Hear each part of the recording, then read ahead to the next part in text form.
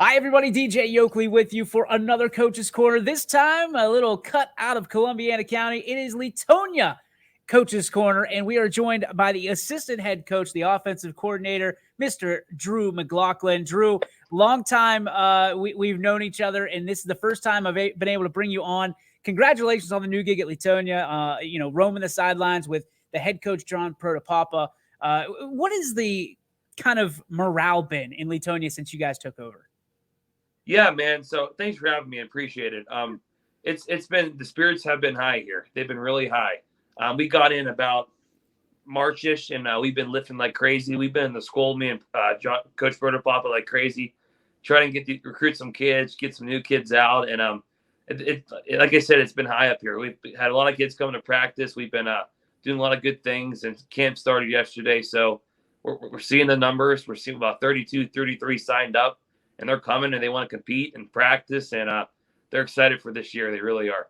We have come a long way since YSN started, and Leetonia was the kind of torchbearer as you guys were the first ever school on YSN. And I remember having a conversation with Ed Ridgway, who said, listen, I'm not sure if we're going to have a football team, but if we do, you're free to follow them. You go from not knowing if you're going to have a football team 6 years ago to having 33 guys show up. And to your point, for a small school, that's big. And you guys are absolutely ready to go. A new era as you're showing off the new logo for Leetonia, the B with the paw. I love it. Why is it so important to kind of turn the page on what kind of was in Leetonia, where there's so much tradition and rich tradition of winning as a Leetonia Bear? Yeah, absolutely. And it's funny you say that. So I graduated from Lowellville 2013, and back then it was the ITCL, and Leetonia was in the ITCL. So we played Leetonia every year. Then being around coaching, I coached against Leetonia. So knowing the kind of kid that is at Leetonia, it's a hard-nosed football kid, and they had so much success with Coach Altamore and his dad in the past and moving forward, and kind of took a little bit of a dive, but we're kind of trying to bring that back up, get those winning traditions back. These kids are seniors when they're sophomores. They won the league in 2020. You got to remember that as well. So they know how, they have a little taste of winning. And last year was just a bad year with COVID with them, and not starting until week 3. It was kind of hard, but we're getting these kids back, and they're super excited to be out there just to practice. The intensity's up, competition's up. They're excited, and we start August 18th, and they're chomping at the bit to get for our home field. The turf too. I mean, last year that turf didn't really get shown like it should have been, and this year they're excited to start on the turf, and it's a real high anticipation to get to week 1 for us. So naturally, you talk about that turf. You're the offensive guy, right? You've got to have some toys in the cupboard. Typically, the Leetonia.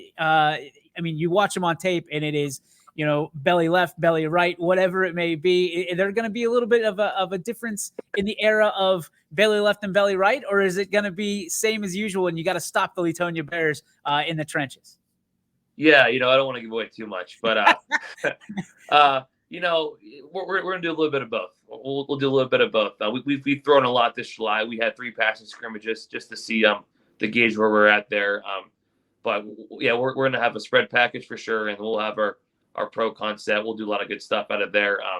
So we're going to be mixing the ball around. We got a lot of guys that can throw the ball. We have a lot of guys that catch the ball, and we have a great offensive line too, led by LJ Rosa and those guys. So we have a little mix of what we can do. We have a lot of options as an offensive staff, and I'm excited to get out there and just showcase these guys the best we could. So what's the strength of the 2022 Leetonia Bears this year? Yeah, so like I said, our offensive line, led by a senior LJ Rosa, Andrew Hendricks coming back as well. We got another kid out who played a few years, stopped playing. He came back this year, Justin Masellam. And we have another a star guard, Molly Gibson, who helps us out a lot. He's going to compete as well. So we have a good offensive line coming back, and Timmy Johnson, tight end, Andrew Wolford, tight end. They're going to help us out there too.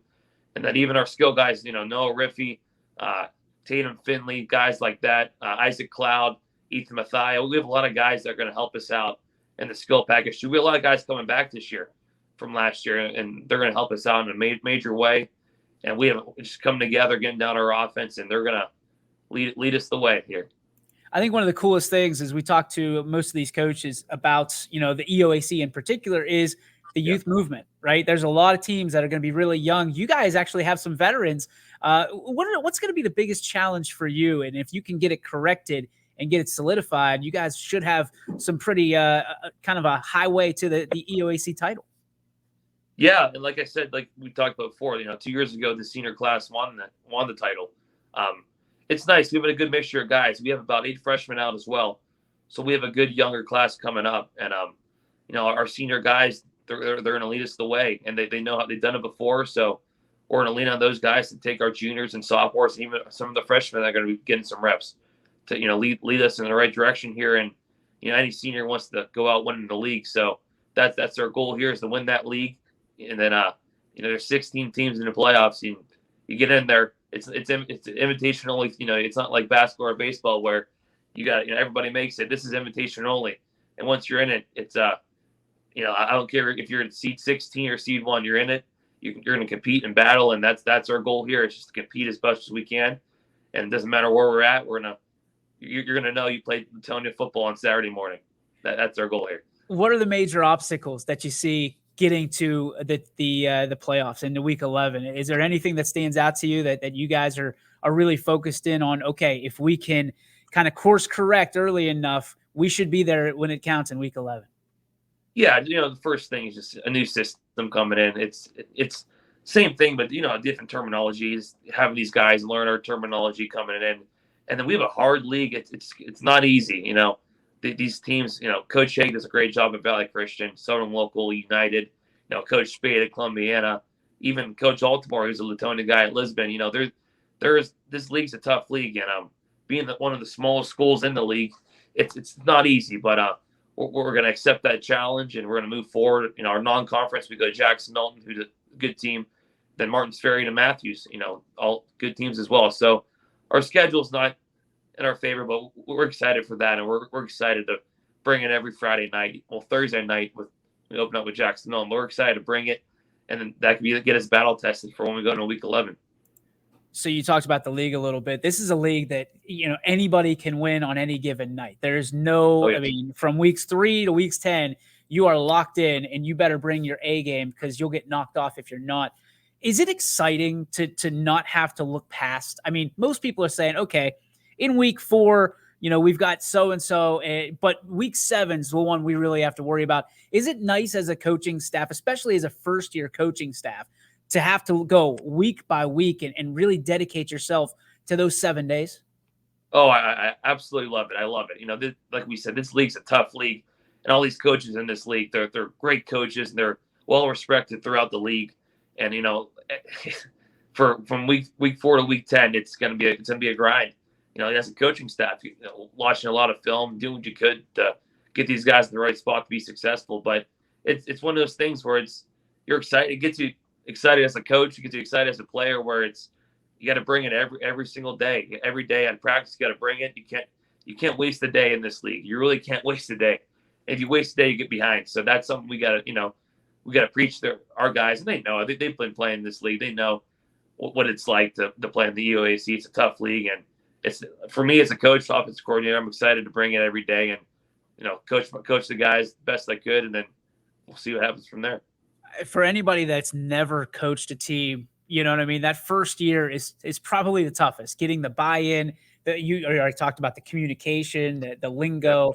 To you, what's the most challenging part, and what's the most fulfilling part of that first year of kind of getting that buy-in from the kids? Obviously, Coach Protopapa has been around for a long time. He's been in this league before in some form or fashion with East Palestine.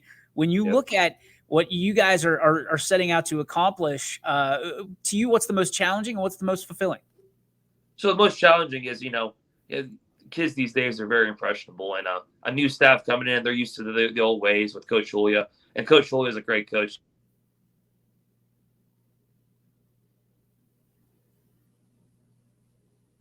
We lost your mic. We lost your audio there. You got me now? Got you. All right, cool. Sorry about that. You're fine. Anyways, Coach Julia he's a great coach, and just the transition from Coach Julia to us, these kids are impressionable and they want to trust you. So once, this summer season for us is just to get these kids to trust us and believe in us, that we're trying to put these kids in the best position to be successful on the field and off the field, And once you get that trust and it comes over to the other way, it's almost like a personal thing, We're doing this for the kids and that they believe in us. And once you have that personal connection with those kids, you can, sky's the limit for you once you get a kid's buy-in. And this summer we've been doing that, and these kids are really buying into what we're trying to preach to these guys, and they're ready to go. They're excited for practice, and that's the main key here. And now, like we said, we're about 13 days away from week 1, and these kids are chomping at the bit, and they're excited. They're excited to be out there with us. The new logo, they just love everything about it. So it's one thing, getting these kids to buy into you, and that gets that personal connection. That's when you're going to be good. Drew, talk about this coaching staff. It's a great staff that you guys have assembled, and Coach Protopapa, and of course yourself. Why is this such a good coaching staff? Who's on it, and why is it going to be so effective here in 2022? Yeah, so Coach Protopapa, me and him, he actually coached me in high school. So we know each other for a long time. I coached him at Matthews when he was there, and we actually coached together last year as well. But you have him he's been doing this since he's been 15 years old playing, and he played at YSU for 4 years, and then he's been coaching everywhere, had a lot of success in a lot of places. So he's going to be at the helm leading us there. We have another guy, Coach Jason Wollendorf, who I coached them at Lowellville. He's a Lowellville guy as well. He's a great offensive mind. He's coming in. He's going to do a lot of great things. Coach Alex Ferfolia, who's been at the college ranks. He coached at Bolden Wallace, and he coached at Thomas More. He's been there for about 5-6 years at each school. And then last year he was at Warren Harding, was a defensive coach there. And then rounded off with Coach Walsh, Coach JJ Walsh. He's a Matthews guy. We coached him at Matthews, and it's his first year. He wanted to get involved, and he's helped us out. And now he wants to wants to get really into it full time. This is his first year doing it, and he's doing an excellent job. So we have a lot of guys, a lot of continuity. We all know each other, so we're all excited to be here. I like it. All right, last question I have for you. So obviously, coaches, they too are human beings, believe it or not. When you're looking to kind of rest and relax, and what do you do over the summer to kind of step away from the game, so to speak, before you go full tilt as you did yesterday on August 1st? Oh yeah, I do a lot of things. Being with my girlfriend's one of those things. Just spending some time with her, because once it starts now, we're going 100 miles an hour. I love the golf. I'm a big golfer. I'm not saying I'm good at golf, but I'm a golfer. I love getting out there playing golf. I help out too. I work in the summer. I'm a teacher, so in the summer I do a little work as well, just to stay busy. Work at the gym, do that kind of stuff. But so yeah, that's about it. Little vacation, went to the beach and spent some time away. Try to get away as much as I can, because once now hits, it's 100 miles an hour, man. You're all business, man, just like that B says on your logo there. Drew McLaughlin, we are excited to sit down with you, hopefully weekly, talk about some Bears football and what happens throughout the year. Thank you so much for taking time. And again, good luck as the season begins big time. And God bless your girlfriend. Hey, absolutely, man. I appreciate it. And you guys got a lot of things going there too. I really, really respect you guys and what you guys are doing at YSN. Like we talked before, I followed you guys since the beginning. So we appreciate what you're doing in the Valley. It really makes a difference for these kids. And I appreciate that. Thanks, Drew. Appreciate you, brother. We'll talk soon. All right, man.